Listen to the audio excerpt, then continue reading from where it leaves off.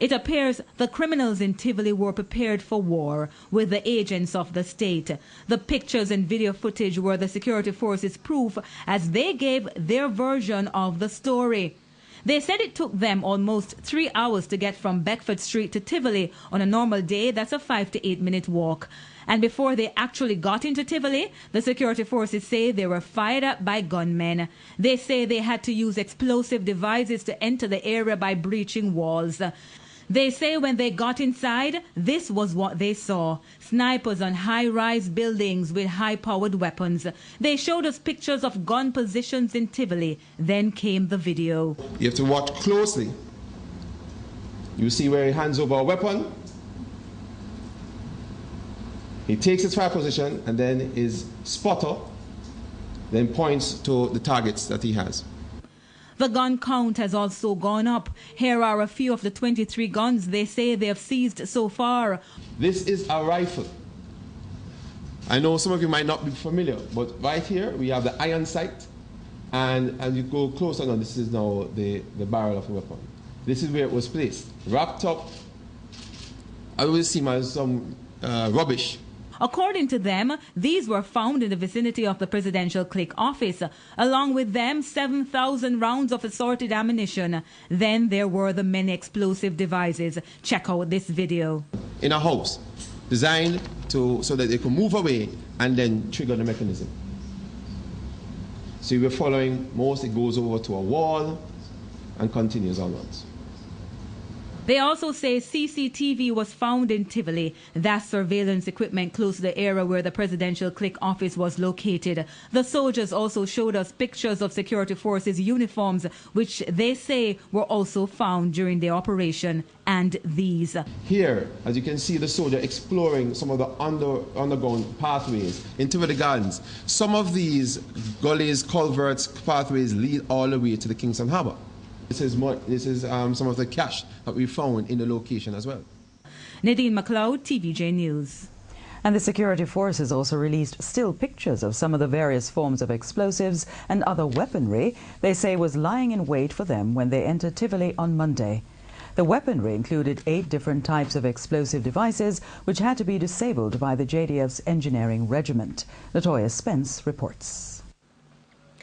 As the death toll rises from the 4-day operation in Tivoli Gardens, so have the concerns about the lack of evidence being presented by the security forces about what was really found inside. But a release was issued by the Jamaica Constabulary Force today with pictures of some of the weapons that were to be used to keep soldiers and police at bay. The 8 pictures released showed 7 different explosive devices and an uncovered manhole which were to be used in the criminals' offensive.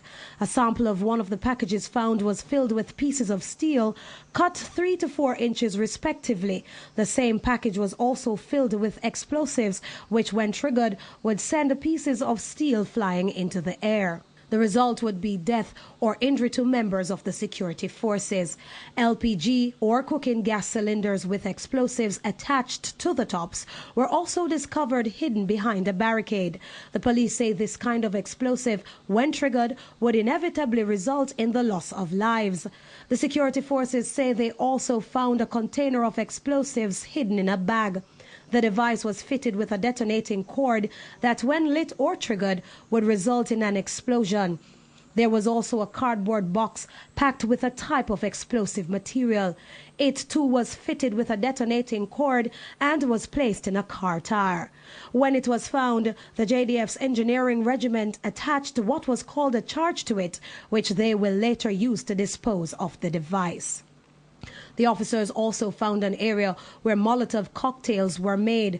Molotov cocktails are more popularly known as firebombs. Several bottles were filled with petrol, sand, or similar materials and fitted with a wick of paper or cloth at the tops.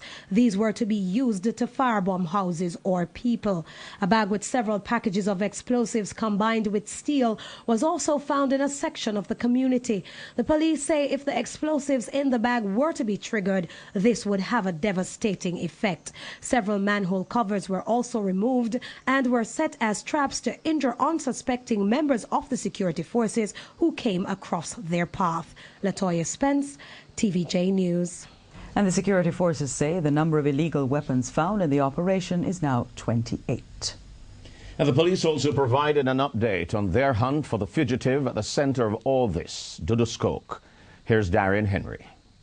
The police say they have been trying to serve the arrest warrant on Christopher Duduscoke since Monday, but gunmen have tried to prevent it. They won't stop. We have in our possession a warrant for arrest for Christopher Coke, and we are determined to execute that warrant. They say they have intelligence that criminals from all across Jamaica have joined in the attack against them. Here's what they say the gunmen have managed to do. To date, 14 police stations and buildings have been shot up by criminal elements. 3 have been torched, 2 have been burned to the ground. All of these activities, these acts of violence against security forces members, have been unprovoked. They coincide with the knowledge that we now hold a warrant for Coke's arrest. Despite reports that the number of civilians killed is much higher than what the police are telling, the cops say so far it's still 73. Of those 73 persons that have been killed, as I said before, only 2 are females. All males, the others, and some of them were dressed like females at the time when they were killed. And of reports that they were burning and burying bodies, both allegations are false. In the case of the allegation of burning of bodies, the scene, the area of operation, has been visited by the public defender, the political ombudsman, and the director of the Red Cross in Jamaica. None of these individuals found any sign whatsoever of attempts to burn bodies. The allegation about bodies being buried in secret, this is false.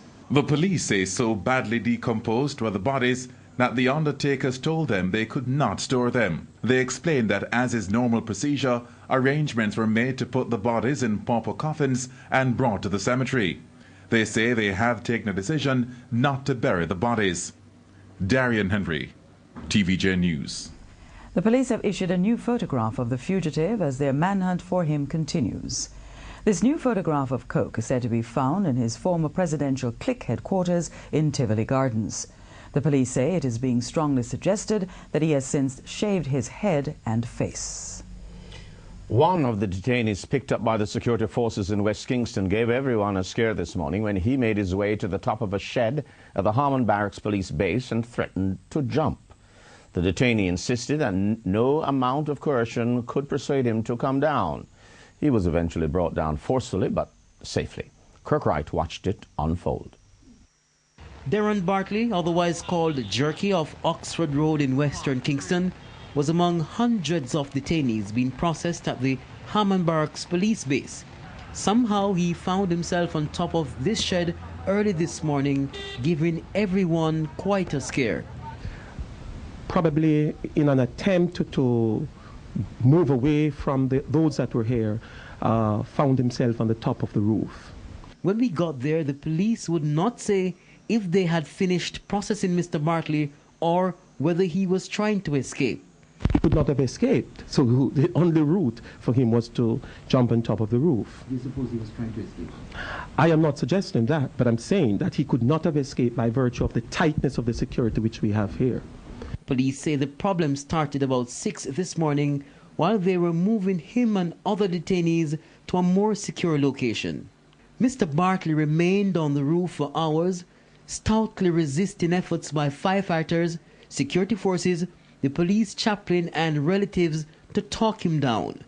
Not even a phone call he got while on the roof would move him.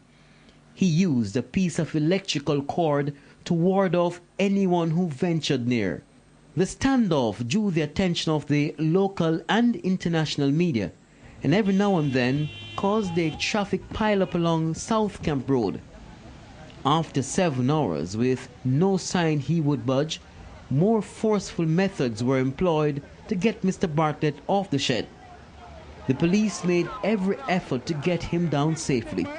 And we felt that it was now necessary for us to physically use some force to restrain him, again with the assistance of family members, of members of the mental health